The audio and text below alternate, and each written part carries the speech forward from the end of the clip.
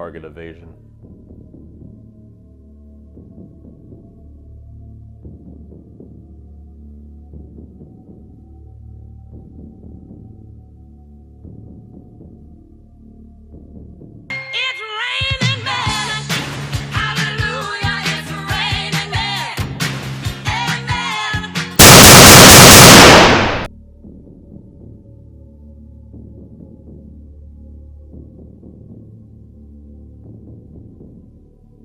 Primary target acquired.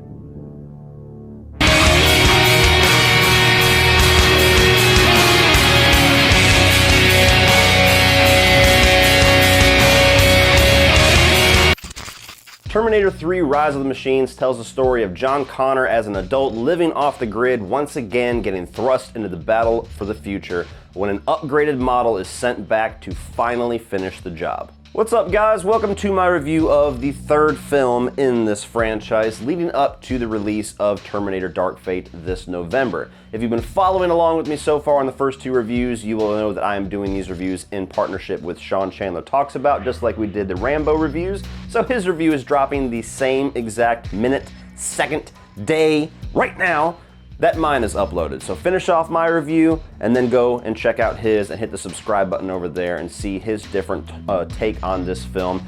Might be different, might be the same. I never quite know with Sean. We line up very well sometimes. Sometimes he might pull a little trick out of his hat and like something that I didn't, or dislike something that I actually liked.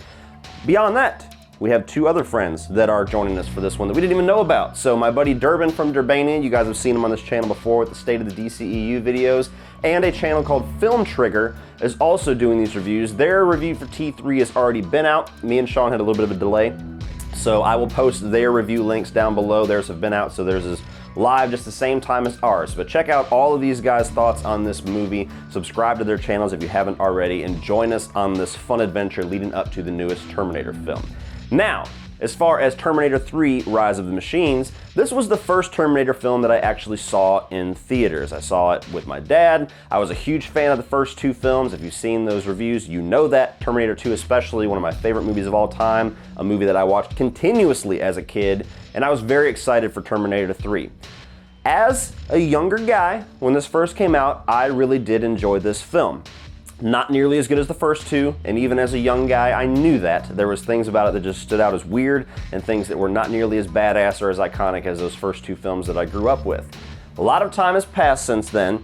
I have not rewatched this movie very often, not nearly as often as those first two films, which is going to be a trend in this entire review series, but finally rewatched it for the first time in at least 4 or 5 years a couple of days ago in preparation for this review. Have my thoughts changed? Do I still enjoy this sequel, or am I closer to the camp of my buddy Brian Lomax, who would rather piss on this thing and throw it out the window than ever watch it again? Well, starting off with the positives of Terminator 3 Rise of the Machines, I will say there are some good action scenes in this movie. You got the director who directed a movie that I'm a big fan of called Breakdown. It's probably one of my favorite Kurt Russell films.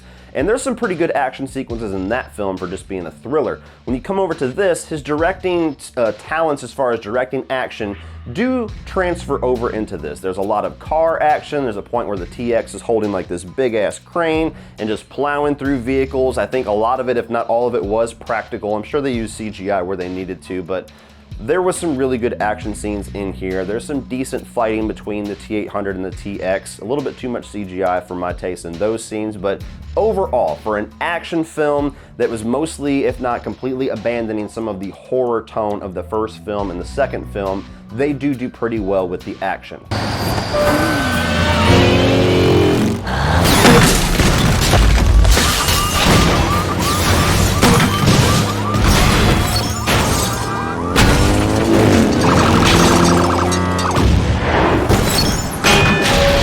As far as new characters, or really just characters overall, I do like Catherine Brewster. This is the future wife of John Connor, played by Claire Danes, an actress that I actually do like quite a bit. Was a big fan of her for the few seasons of Homeland that I actually did watch.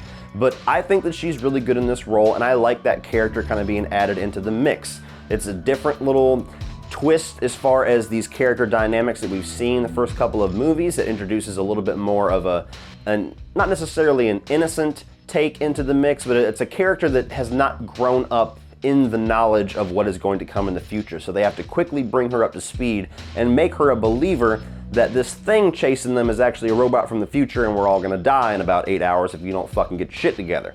And I liked it. I liked it, her relationship with the Terminator. I liked her relationship somewhat with John Connor. I feel like there was potential there for what was to come, which we'll get into in the next review. And overall, I just like what Claire Danes brought to this character and brought to this movie. So, enjoyed Catherine Brewster.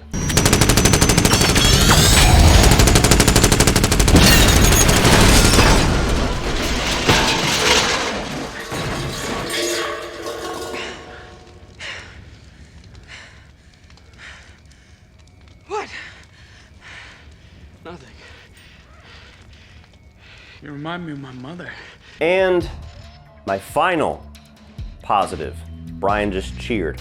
My final positive for Terminator 3 Rise of the Machines is that I do really like the ending of this film. It did kind of come out of nowhere. I remember being a little bit surprised and taken aback when I first saw it, that they end on a down note, that they end on not necessarily a plot twist, but you know, a little bit of a twist as far as the audience is concerned, where you feel like these characters are going to the, you know, they're going towards their salvation, they're going towards their victory, they're going towards this computer lab or this computer setup that houses the mainframe of Skynet, and they get there and realize that the dad just sent them there to be safe when the bombs dropped and basically all of humanity is wiped out. So I like the fact that the movie kind of flips, you know, the expectations of the audience on its head, kind of pulls the rug out from under you a little bit, and has the balls to end on a bit of a down note that makes sense within the franchise, but also kind of, it makes things tie back together if they decided to stop here, but also leaves it in an interesting place if they decided to do another one, which obviously they decided to do a few other ones. So I like the ending to Terminator 3. Why didn't he tell us? Why did he lead us down here?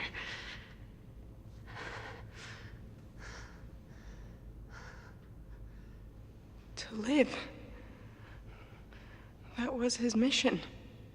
As far as mixed aspects, the first one is Arnie. I think that he does a really good job at kind of playing the robotic side, which he has always done a good job with. The dude looked phenomenal. I mean, this was a long time after Terminator 2, and the opening scene whenever he stands up in the nude and, you know, he's getting ready to kick ass again, the dude almost looked exactly the same as he did in Terminator 2, so he was in fantastic shape yet again for Terminator 3. Where the performance falters a bit for me is going to have a lot more to do with my one of my big negatives of this film, but it's more so when he tries to be comedic. I feel like it really kind of goes flat. So there's aspects of his performance in this which I blame on the script and the direction, honestly, not necessarily Arnie's delivery, because he did the best he could with what he was given, but he's almost as good as he was in the first two films with certain aspects of his performance. Other aspects really stand out like a sore thumb that they just should never have been there. He should have never had to do that with his character.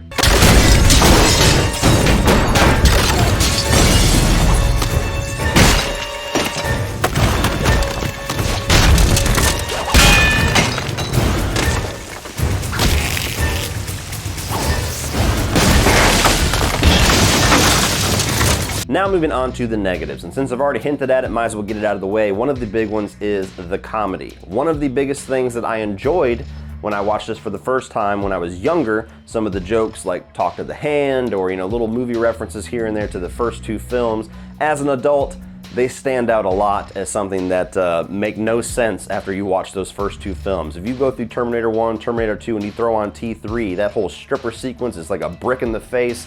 The movie... Your clothes. Talk to the hand. Now. The references, the line references, especially coming out of Nick Stahl's mouth. He's like, come on, man, you remember Hasta La Vista Baby and all that kind of stuff? It just feels weird. The delivery, the writing, the placement of it, it's just constant callbacks, and it not only does it not feel like it's earned in this movie or like it has a place in a Terminator sequel, but it just draws your attention to how much better those other two movies are, and that's one of the first rules. If you're gonna do callbacks, if you're gonna do wink and nod moments, make sure your movie stands the test of time and it actually fits with this franchise, otherwise you're just telling everybody, go watch that other shit. Nick Stahl as John Connor. Do you even remember me? Sarah Connor? Blowing up Cyberdyne? Hasta la vista, baby? Ring any bells? That was a different T-101. What, do you guys come off an assembly line or something? Exactly. I said in Terminator 2 that Edward Furlong is really the only performance as John Connor that I've ever actually really liked, and it's one of my biggest annoyances with this franchise as a whole, that he continuously gets fucking recasted every single movie. So he's supposed to be the focus of this entire storyline overall, but you can never really latch onto him as a character or really start to grow any kind of a attachment to him from an audience member, because he's always something different, and he's always somebody different. The performance, the direction is always wildly different than the film you saw before, and Nick Stahl was the beginning of that. I don't necessarily think that it's his fault. I think it was the horrible choice of the studio to cast him, because you're supposed to be this character that's this, you know, badass, this rebel without a cause who's eventually going to rise up and be the leader of humanity and lead humans to prevail over these murderous machines. Nick Stahl is a little bitch. This guy is not leading anybody. I'm sorry. You get one moment in this film where the Terminator tries to draw it out of him and he's like, "You're right, you're not the John Connor that I know." And then he's like, "Fuck you, machine." Even that line, you're like, okay, so he can throw a cuss word out there? I can throw cuss words out. Guess what? I'm not leading humanity to shit. Just his whole, everything. His aura that he gives off as this character, the lack of attitude, the lack of like punch that Edward Furlong brought effortlessly as a kid is just glaringly apparent in this film. His chemistry with everybody is off, if not non-existent. Like, you get a little bit with Catherine Brewster, just a tiny bit when they first recognize each other and he's in that little dog kennel. Beyond that, not a whole lot there. There's no way that this chick would ever love this guy unless he's the last guy on Earth, which I guess maybe that's why. The T-800, no relationship there, no kind of like rekindling of some magic there. Even though he's a different model, he's still the same character overall. There's just nothing. So Nick Stahl, gigantic hole in this movie. The TX, garbage villain. One thing that the Terminator franchise fucks up on continuously, and I'm hoping they're not going to do it again with Dark Fate, but the trailers don't exactly give me a lot of hope, is that they keep trying to upgrade the villain. There's no upgrading the T-1000. Just accept it. Send more, or do something different with, you know, maybe sending another T-800 and a T-1000. Do something like that, but trying to upgrade the T-1000, and that's clearly the most advanced that any form of technology is ever going to get, is that. You make your villain seem stupid. We have this TX thing, which is like part liquid metal, but also has an endoskeleton, so right there, she's so much easier to defeat, and she doesn't feel like anywhere near the threat of either the T-800 from the first movie or the T-1000 from T2. And it doesn't help that you get a model basically doing this performance. I know that you don't really require a lot of acting to do a robot, but you kind of do. And she doesn't bring it, I'm sorry. So the whole TX thing, just with her, the line delivery, the weird weapons that she has, where she's got like a flamethrower for an arm, she's got like fucking buzzsaw hands and all this other shit.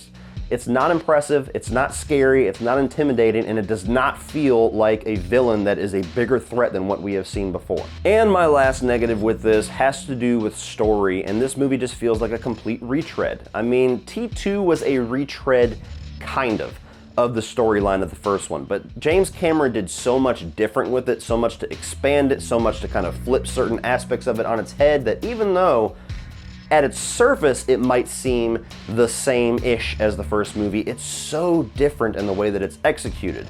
This, Terminator 3, is literally them taking the plot template of T2 and doing it again and swapping a few things out and making it a little bit more modern. It's the same shit. It's somebody coming back in time to fuck up John Connor and somebody coming back in time to save his ass. And it is not anywhere near as well executed as any given scene from T2. And so you get through this movie and it just kind of feels like, it feels cash grab, which I know every movie to a certain extent is cash grab, but it literally feels like they gave no effort to the script whatsoever, hired a director, got a cast, made sure they got Arnold back, and said, make a fucking movie, we need some money. And it's for that reason that, you know, Terminator 3, I don't quite know yet. You'll have to find out at my ranking. I haven't seen the new one, obviously, and I have yet to rewatch Salvation and Genesis, so maybe it will end up being my least favorite Terminator film. But for the story, even if this does not end up being my least favorite by the time I do my ranking, it is the most pointless Terminator film because of the story alone. Because at least Salvation and Genesis tries to do something good, tries to bring something new, tries to do a different aspect to the timeline or to the time travel or to these characters, or, you know, do something that has not been done before in this franchise. T3 is literally copy and paste, let's try it again and get a quick paycheck. So with all that being said, guys, this is a movie that I don't hate, I don't despise it by any means. I can enjoy it just fine if it's playing on in the background, or if I do a marathon, I'm not gonna dread getting to T3, but my God, what a drop in quality from Terminator 1 and Terminator 2. And really just a pointless movie, much like the Psycho remake, in a sense that it just feels like it brings nothing new to this franchise. And everything that it tries to bring new, like the TX, just falls on its face, and it's nothing new, it's nothing great, it's nothing grand, it's better before. So T3, entertaining enough in spots, not necessarily the embarrassment that some people view it as. Not that I think that they're wrong for thinking that, it's just maybe because I saw it in the theaters as a kid and I liked it then, and I haven't quite transitioned out of that enjoying it phase. I can watch this just fine. It's just one of the movies in this franchise that's just okay, at best. So if you're a fan of the first two movies, definitely temper and lower your expectations drastically for this sequel. But for an action movie, for a sci-fi movie, it does decent enough. Just expect some very awkwardly handled humor, a lame villain, and a lame John Connor. But overall, decent enough time for your money. So check this thing out online and stream it. So what do you guys think of Terminator 3 Rise of the Machines? Are you in the camp that despises this movie? Hi, Brian. Or are you in the camp that thinks that this movie is actually halfway decent? Or are you possibly in the camp that thinks this is the best one or better than T1 and T2? My God, please give me that argument down below. I would love to take place in that one. My fucking bells are on, let's go. But what do you guys think about Terminator 3 Rise of the Machines? You like it, love it, hate it? Any of the above, let me know down below so we can talk about this movie leading up to the release of Terminator Dark Fate. Be sure to check out all the other guys' reviews. They're all going to be down in the video description below. I don't know their thoughts on this film. You might get some that hate it, might get some that love it, might get all of them that say pretty much the same thing that I do. I really do not know. A lot of different views I've heard on Terminator 3 Rise of the Machines, so check out theirs down below. Also, the Teespring shelf that's just below the video, just scroll down a little bit, has all of my merchandise designs. You've got 31 on 31, 3 different designs you can check out and build some anticipation for this October 31st when we release that big bitch. Then you have the Autopsy Stream logo down below, also a very popular design to represent us in our live stream show, and a lot of other designs that I've had for a while that's created by my buddy Woody Bowen. So please check that out down below to help represent this channel and help support it financially. You also have in the video description below social media links like Facebook, Instagram, Twitter, my Patreon page, which is another great way to support this channel and give back to it and help it grow. And if you guys just want to check out some more of my videos like my past Terminator reviews, you can check those out by clicking right over here.